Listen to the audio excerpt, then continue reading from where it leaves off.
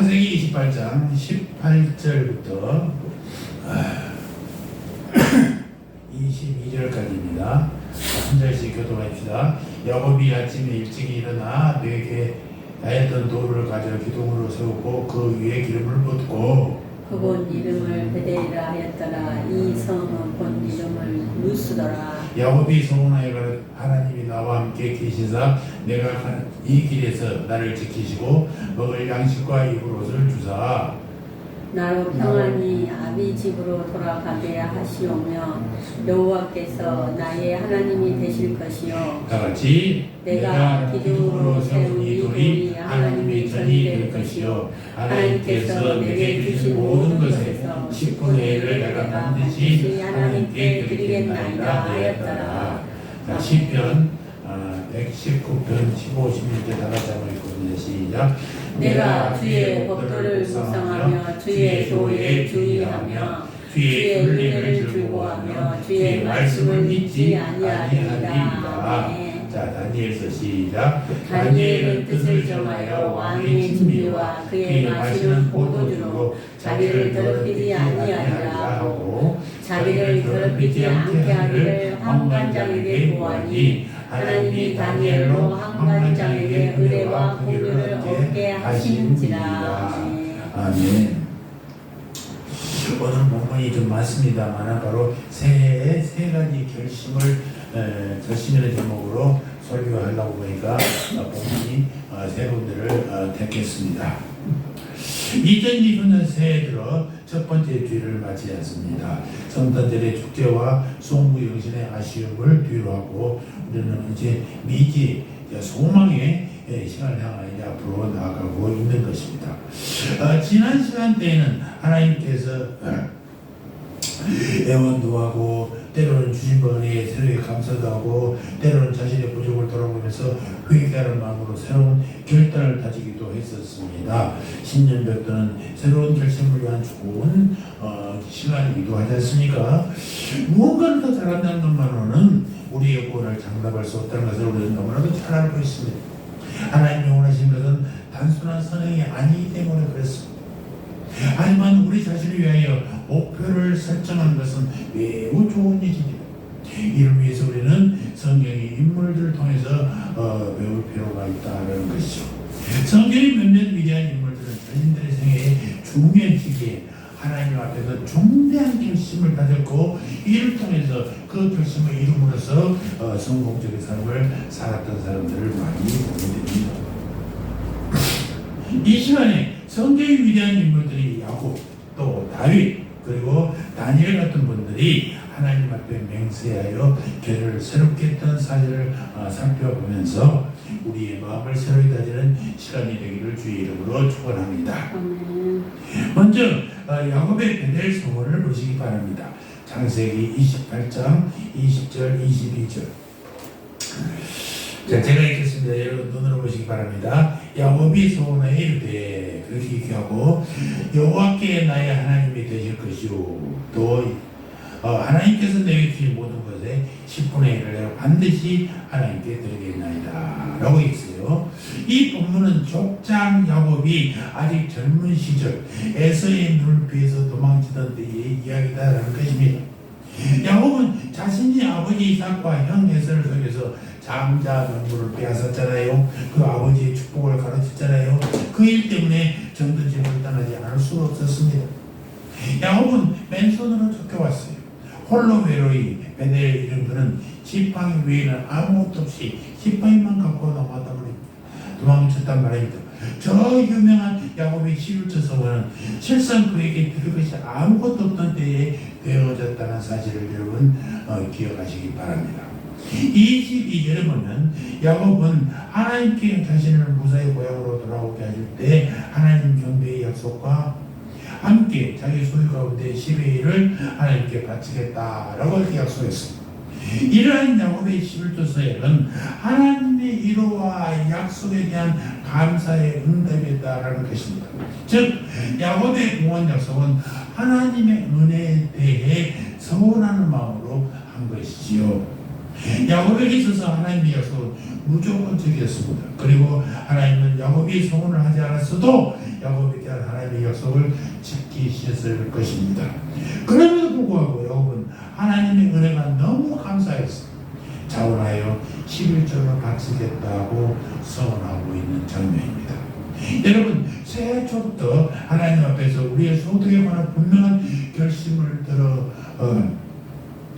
드리는 시간을 갖기를 원합니다. 야곱처럼 하나님께서 내주신 모든 것에 10의 1을 내가 반드시 하나님께 드리겠나이다 라고 결심한 분들은 정말로 복된 분들이, 이것은 후일 야곱이 받은 엄청난 복을 통하여 이미 입증된 사건들입니다. 좀 여기에 함께하는 우리 예배드리는 모든 성도님들은 다 11조를 내고 있습니다. 그러나 다시 한번 여러분들이 이 11조는 의무가 아니라 감사의 보답이라는 것입니다.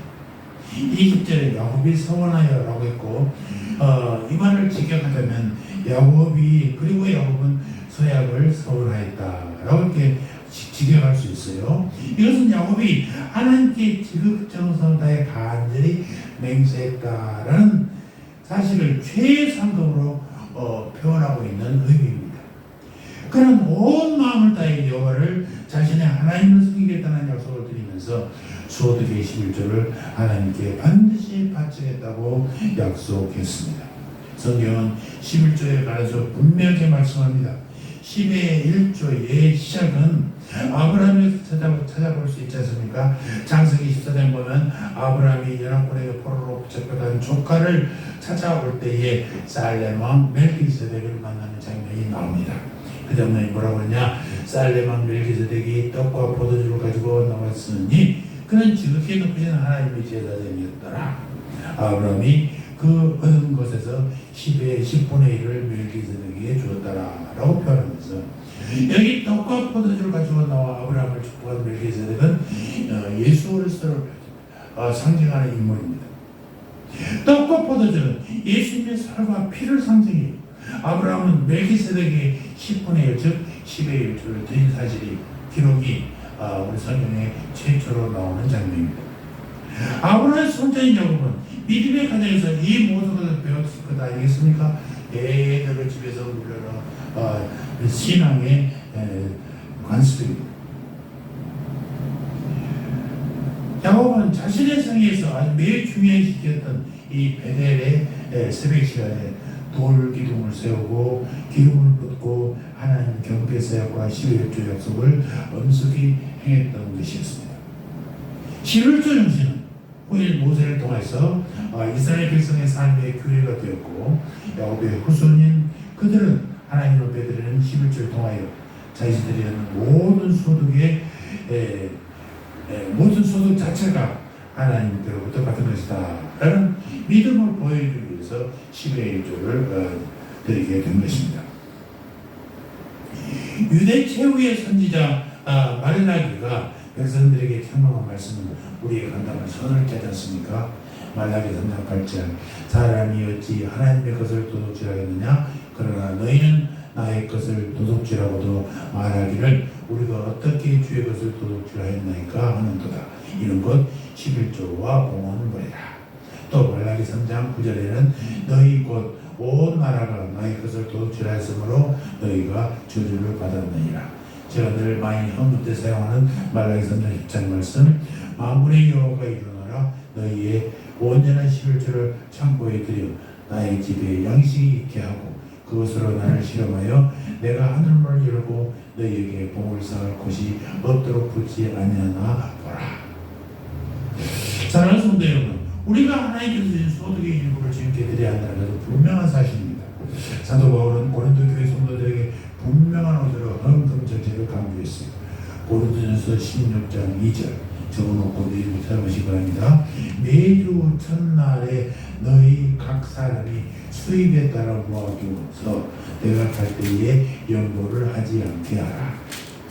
예수님도 11조 드리는 것에 대하여 당연한 도리로 가르쳤어요. 마태복음 23장 23절 보니까 와 있을진저 외식하는 서기관들과 바리새인들이 너희가 박하와 회양과 근처의 11조는 너희들 율법에 더 중요한가 정의와 긍휼과 믿음은 버렸도다. 그러나 이것도 행하고 저것도 버리지 말아야 할지니라. 11조는 모세의 율법이 시행된 때부터 시작되었다는 사실을 여러분 기억하시기 바랍니다. 그러니까 율법으로 규정되기 전부터 11조는 이루어졌습니다. 사실 11조는 우리의 믿음을 보여주는 가장 실질적인 분야 아니겠습니까? 11조를 잘 지켰다고 해서 모두 참 믿음을 가진 사람이라고 단정할 수 없습니다만은 거꾸로 참 믿음으로 하나님께 경배히 있는 성도가 10의 1조 그 이상을 되는 아주 자연스러운 현상이라고 했습니다. 우리 모두 금년부터 이제까지도 그랬지만 금년부터는 정말 하나님의 경배와 헌금생활에 더욱 충성스러운 성도 여러분 되시기를 주의 이름으로 축원합니다.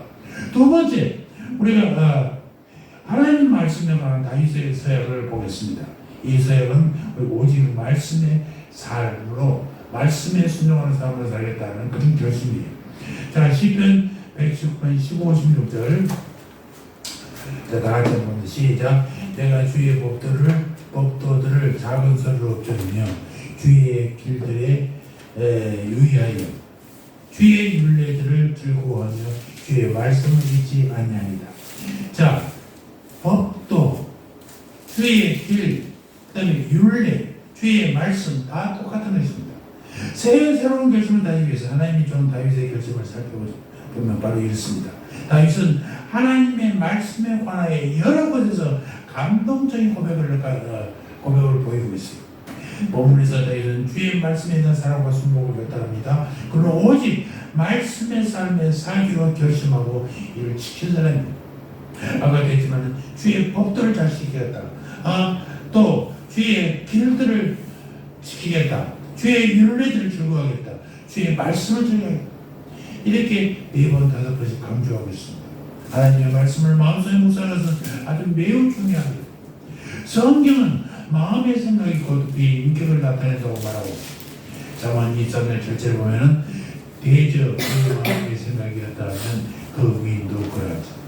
그 사람의 생각, 그 사람의 말 보면요, 그가 어떤 마음을 갖고 있는지를 알 수 있다는 거죠.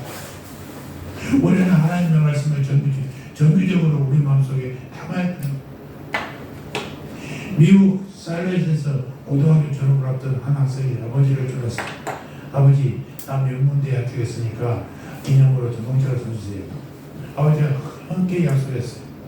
그러나 졸업장에 나타난 아버지는 자동차 열쇠를 주는 것 대신 포장된 성경을 가져와서 아들에게 주었답니다. 그러니까 아들이 실망했죠. 아니, 자동차 키를 주겠다고 약속했는데 왜 성경책을 주십니까? 아버지가 아들에게 얘기합니다. 아들아, 이 성경을 보면 좋은 일이 있을 것이다. 꼭 이 성경을 보기를 바란다. 아들은 약속을 어긴 아버지가 미웠어. 그래서 아버지 다시는 안 보겠어. 매질했어. 그런데 얼마 안 있다가 아버지가 돌아가셨어요.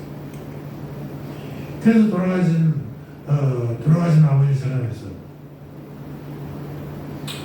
아버지가 줬던 성경책을 펴봤답니다.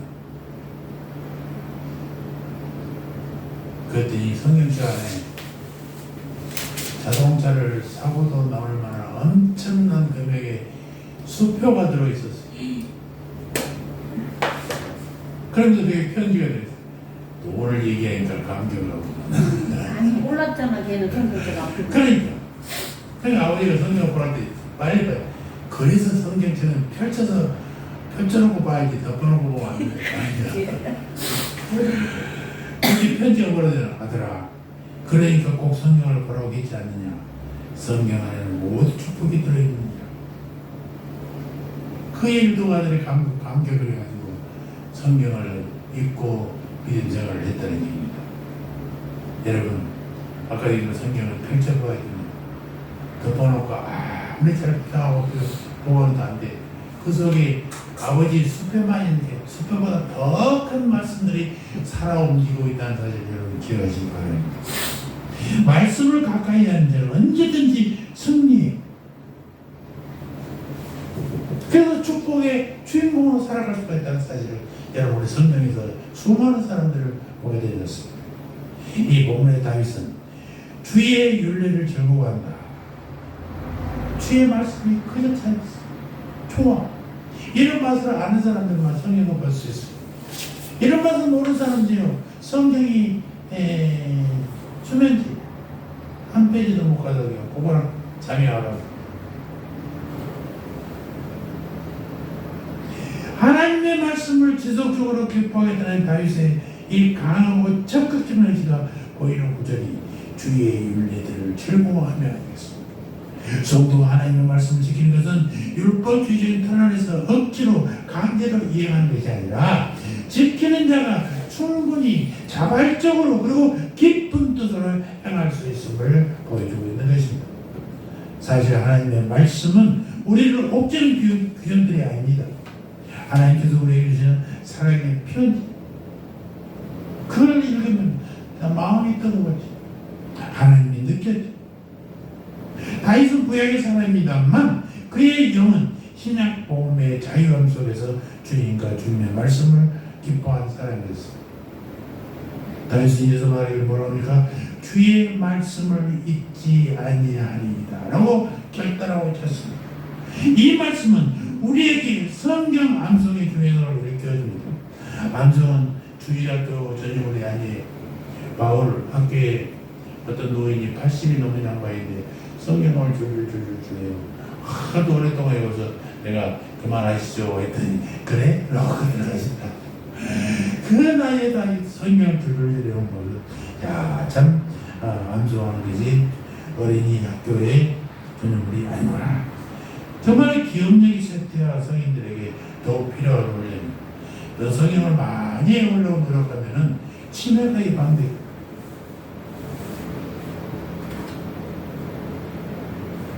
또 성경을 암송하면 하나님의 말씀을 내 속에 두는 확실한 방법이, 그래서 매일 성경을 암송이 되든 안 되든 읽으십시오. 몇 번이든 읽으십시오. 반복하십시오. 이게 반복되면 되는 거예요. 외워지게 되는 거예요. 머리가 좋아서 외워지는 게 아니라 늘 하다 보면 외워지게 된단 말입니다. 우리 사모님의 운전을 가르치는데 운전은 머리로 한 게 아니잖아요. 늘 하다 보면 몸에 배듯이 성경도 늘 외우다 보면요 외워지게 되는 것입니다. 저는 성경 시험부터 제일 오래서 대학 신대원 다니는데, 왜냐 그때 수술한 지 얼마 안 돼가지고 이 마취를 많이 한 사람들의 기억력이 많이 감퇴된다고 그래가지고 아주 성경 외우는 것이 힘들었었어요. 그래도 제이신 보지 않고 다 통과되는 것만 너무나 감사하죠. 리차드 박스터 목사님은 설교를 통해 들려오는 하나님 말씀을 이해하기 위한 지침이 뭐예요? 예배 시간에 설교의 말씀을 효과적으로 듣는 것을 말씀을 암송하는 걸 봤어요. 그래서 이 박스터 목사님이 설교를 효과적으로 듣고 하나님의 말씀을 이해하는 위해서 몇 가지를 해야 된다라고 하면서 10가지를 얘기했어요. 여러분 한번 적어보시기 바랍니다. 개인적으로 늘 성경을 읽고 묵상할 것. 늘 성경을 읽고 묵상하면 머릿속에 남게 돼요. 또 두 번째, 부지런한 마음으로 설교를 듣지 마라. 주의 들어서 귀를 쫑긋 세워서 설교를 들어라. 세 번째, 설교 중 쓸데없는 생각이나 졸음으로 말씀을 묻히는 일이 없도록 하라. 이게 세 번째. 평일 신경 써서 들으라는 경우 2번이나 또 한 번이나 마찬가지죠. 4번, 설교 중에 다루어지고 있는 교리의 요지를 적어두고 무엇 때문에 하는지. 5번, 설교 중 당신의 영혼에 가장 크게 중요하거나 관심사에 대해서 답이 되는 내용들을 특별히 기록하라. 6번째, 예배를 마치고 집으로 돌아갈 때 설교 중에 들은 말씀을 한번 생각해 볼까. 7번째, 설교 내용에 대하여 이해가 가지 않는 부분은 대답해 줄 수 있는 사람들에게 가서 물어볼까.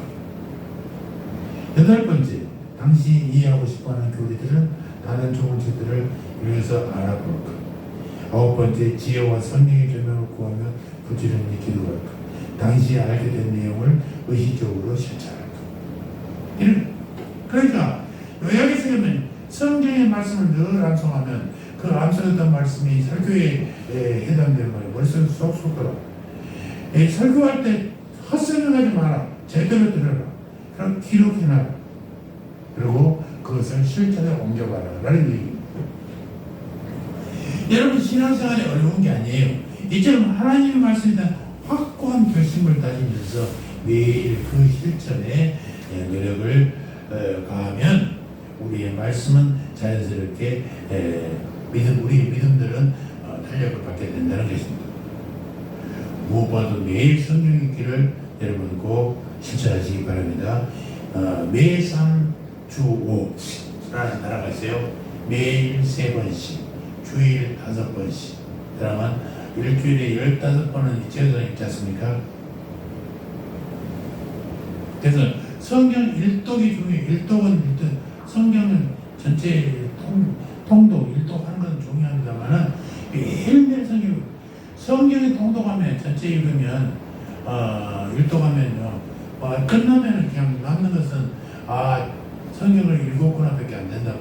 그래서 성경 구절을 늘 묵상하는 시간을 따로 가져서 그 묵상하는 성경이 나에게 힘이 되고 능력이 되기를 주의 이름으로 축원합니다. 세 번째, 자, 다니엘의 결단을 봅시다. 왕의 진미로 자기를 더럽히지 않으려고 한 다니엘의 결단. 그 뭐예요? 바로 거룩한 삶을 살겠다라는 그런 결심입니다. 다니엘 8장 1장 8절. 다니엘은 뜻을 정하여 왕의 음식과 그가 마시는 포도주로 자기를 더럽히지 아니하리라 하고 자기를 더럽히지 아니하도록 황관장에게 구하니.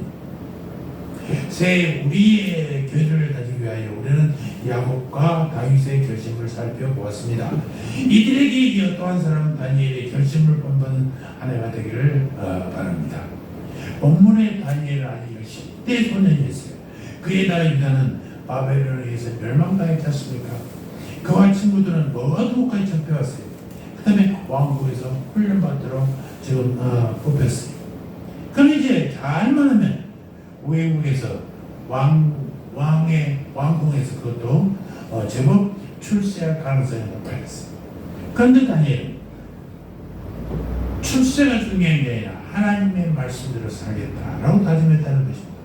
당시에 수많은 사람들이 디에세에 밀려서 살아던 방식과는 확연히 다른 길을 택했어요. 바벨론의 삶을, 바벨론에서 있는 문화를, 바벨론의 종교를 받아들였어요. 그런데 다니엘은 유다에 살을 때나 처음에나 하나님의 말을 생기했다고 고집합니다. 그래서 다니엘은 뜻을 정하여 왕의 음식과 그가 마시는 포도주로 자기를 더럽히지 아니하리라. 궁중에서 나오는 음식 얼마나 맛있겠어요? 그건 포기. 그는 율법이 그만한 제사 음식을 먹지 않겠다 라고 결심합니다. 그리고 황관제에게 요청합니다. 이것은 당신은 목숨을 거는 행위잖아요. 어떻게 포로가 감히 나는 왕의 음식을 먹고 왕이 주는 음식을 먹자, 왕이 하사하는 음식을 먹지 않겠다고 하는 것은 이거 반란이죠, 반란.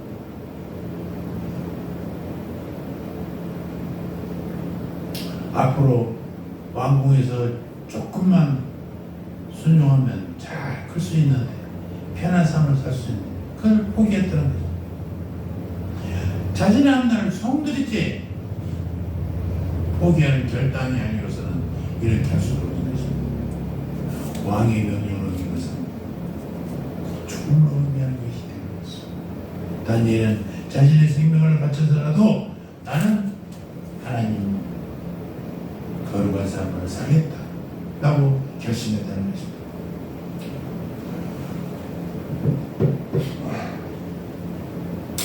여러분, 우리를 거룩하게 하시고 그리스도께서 고난 당하신 고난을 생각하면 할수록 우리의 거룩하지 못한 것을 더 미워해야 됩니다. 제가 존경하는 교수님 은퇴해서 그러셨더라고요. 우리 목사님들이 목사가 되고 나서는 공부도 안 하고 자기가 하고 싶은 대로 다 하고 정치에 관여하지 말아야 되는데도 정치 발언 다 하고 그런다고. 하나님을 똑바로 봐야지 세상에서 편의하는 이 좌지우지에서 안 된다고. 우리 교단 헌법에도 정당활동을 금지하게 돼 있어요. 목사는. 생각은 가질 수 있어. 나는 그래도 어느 성향이다. 진보다 보수다. 생각을 가지고 있을 수 있지만 그것을 정당활동으로 연결해서는 안 된다라고 분명히 물박을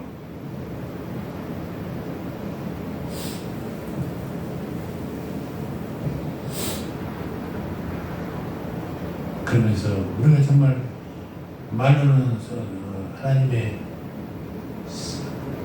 산자라고 하면서 세상에 편들어서 기회를 얻으려고 한다라고 해서 제가 답글을 썼어요. 저를 다시 한번 돌아볼 기회를 주셔서 감사합니다. 거룩하지 못한 것들이 있다면요, 우리가 과감하게 거절할 수 있는 용기가 우리에게 필요합니다. 그게 믿음이에요. 잘못했으면요, 잘못했다고 고백할 줄 아는 것이 그게 믿음이에요. 그게 용기예요. 잘못했는데도 숨어서 있고 나는 그렇지 않다 그 변명하고 이거는요 정말로 용기가 없는 믿음의 사람들이 해야 될 일이 아니에요.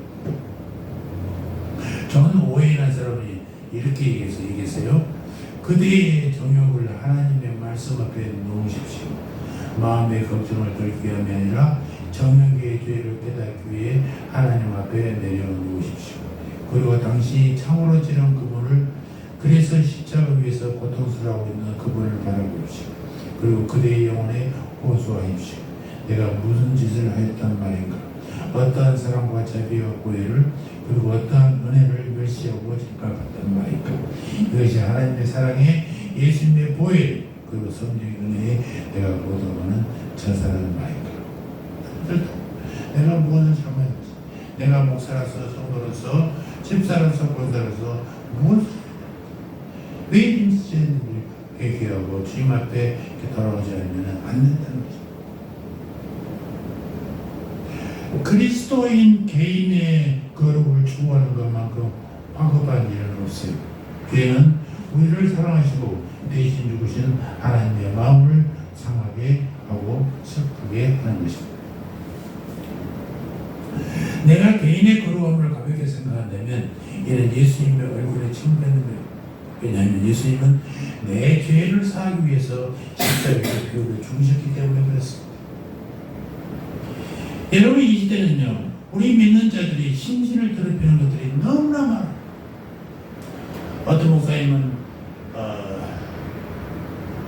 소돔과 고모라가 지금보다 더했겠느냐라고 얘기해요. 지금은 소돔과 고모라를 능가합니다. 보는 것도 그렇고 우리가 읽는 것도요, 얼마나 오염된지 말이에요. 우리가 눈으로 보는 것 중에 우리를 지저분하게 만드는 것들이 세울 수 없지만, 저는 유튜브를 별로 권장하지 않아요. 유튜브에다가 우리 설교를 또 올리면 이게 밑에가 또 이상한 것들이 또 사람들이 설교를 듣고 그 밑에 쭉 내기다가 이상한 또 봐. 이상을 보면 이상한 것들이 막 계속 따라붙어. 이렇게 무방비 상태. 그래서 우리가 거룩한 결단이 필요하단 말입니다. 물론 이것은 우리의 육을 거스르는 것이기 때문에 상당히 아픔이 동반됩니다. 내가 이제까지 이렇게 살아왔는데 했던 것들을 고치는 것은 쉽지가 않아요. 또 내가 했던 것 때문에 내가 그동안 알고 있던 사람들이 떠날 수도 있어요. 때로는 다니엘과 세 친구들의 경우처럼 우리의 모든 것을 걸어야 할 때도 있단 말입니다. 그럼에도 이것은 매우 가치 있는 뜻에 거룩한 삶을 살기 위한 희생, 헌신, 이것은 주님께서 가장 귀하게 여기시는 신앙의 모습이기 때문에 그렇습니다. 아니, 연속곡을 본 게 나쁘다는 게 아니라 유행어를 듣는 게 나쁘다는 게 아니라 거기에 빠져서는 안 돼요. 세상의 곁에 빠져서는 안 돼요. 하나님 주신 문화, 예술을 즐길 수 있어요. 스포츠 즐길 수 있어요. 그러나 거기에 빠져들면 헤어나지를 못해요. 은색 족제비 얘기하십니까? 이놈은요 황적갈색인 자신의 털이 더럽히는 것을 매우 싫어합니다. 그런데 족제비의 이러한 성격을 위해서 사냥꾼들이 족제비 사냥을 할 때 어떻게 하느냐, 은색 족제비가 사는 집 찾아가지고 그 집과 주위를 더럽게 해놓고는 족제비를 만났을 때 사냥개를 앞서 막 추적합니다. 그럼 족제비가 막 도망가서 자기 집에 그 우물이 묻었는데도 그 모르고 싹 들어가잖아요. 그러면 자기 집이 들어가려다가 더러운 걸 발견하고는요 집으로 들어가지 못하는데 망설인데 그때 사냥개가 가서 탁 물어서 잡는다.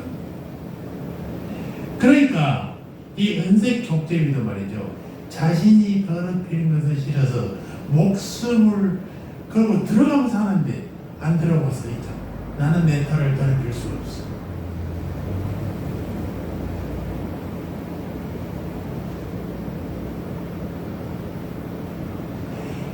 우리가 짐승은 아니잖아요. 짐승보다 훨씬 나은 사람.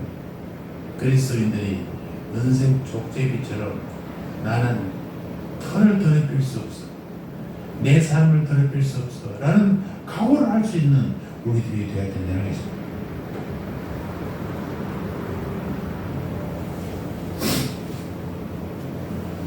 살아서도 여러분들 새해 여러분의 신발 어떠십니까? 여러분 새해를 주신 하나님께 어떤 소원을 하며 기도했습니까? 오늘 이 시간 이제에서 주님께 굳게 한번 우리가 결심을 보이시기 바랍니다. 야곱처럼 예배생활, 헌금생활 철저히 할 것, 다윗처럼 하나님의 말씀에 헌신의 결단을 할 것, 다니엘처럼 나는 어떤 경우에도 거룩한 삶을 살겠다 라는 결심을 한번 해보시기를 바랍니다. 우리가 거룩해질수록 주님은 우리에게 세상의 소금과 빛의 사명을 감당하도록 큰 능력과 은혜를 줄 줄 믿습니다. 새해 많은 열매를 거두는 복된 선거여들 개인과 가정이 되기를 주의 이름으로 축원합니다. 할렐루야. 하나님 우리 아버지, 2025년 새해 첫 주일을 예배를 시작하시고 새로운 성전에서 주님을 찬양하며 예배하게 하시니 감사합니다. 2025년은 우리의 삶의 주인이 예수님임을 고백하는 심령으로 살아가게 하시되 예배와 헌금생활을 철저히 할 것을 결심하고 오직 말씀의 삶만을 살기로 결단하며 왕의 진미로 자기를 드리지 않으려고 한 다니엘의 결단처럼 거룩한 삶을 살아갈 것을 각오하며 내 삶의 주인이 예수님을 삶으로 보여주는 우리의 삶이 되게 하여 주시옵소서. 감사합니다. 예수님의 이름으로 기도합니다. 아멘.